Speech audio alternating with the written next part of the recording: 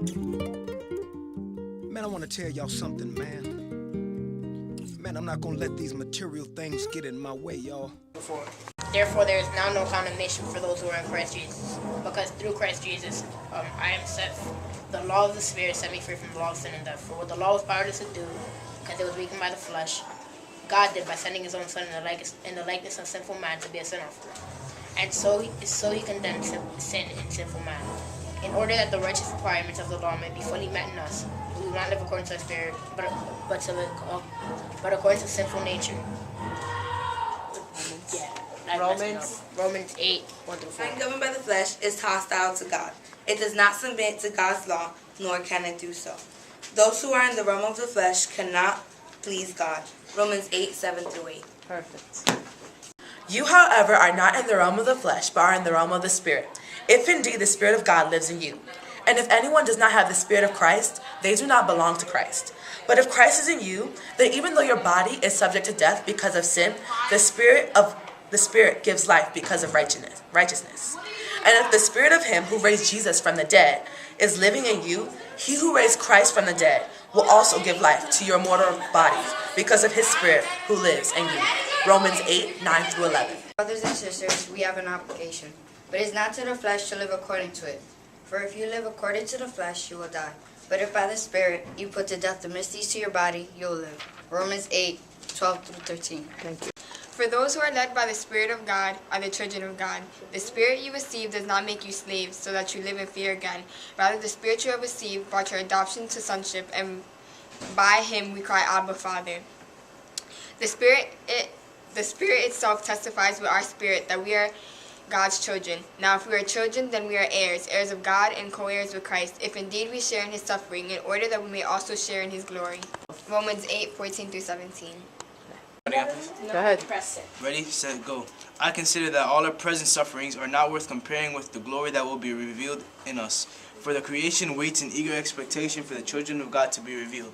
Romans 8, 18-19. Because the words are so small. That the creation itself will be liberated from its bondage to decay and brought into the freedom and the glory of the children of God. We know that the whole creation has been groaning as in the pains of childbirth right up to the present time. Romans 8, 21-22. For ourselves who have the first fruits of the Spirit groan inwardly as we wait eagerly for our adoption to sonship, the redemption for our bodies. For in this hope we were saved. But hope that is seen is no hope at all. Who hopes for what they already have? But if we hope for what we do not have, we wait for it patiently. Romans 8, 23-25. Way the Spirit helps us in our weakness. We do not know what we ought to pray for, but the Spirit Himself intercedes for us through wordless groans.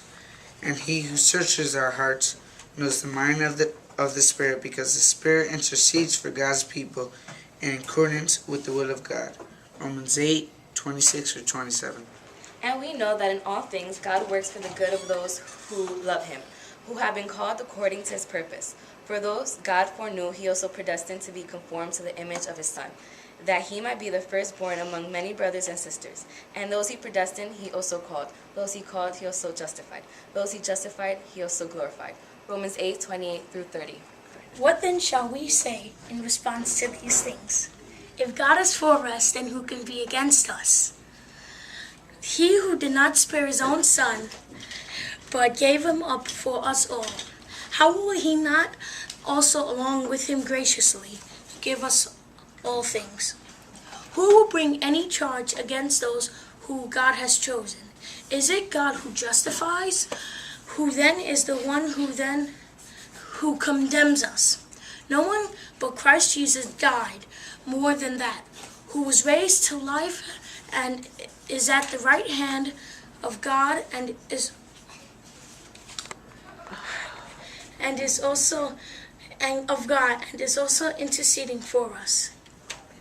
And Romans 8, 31-34. Thank you.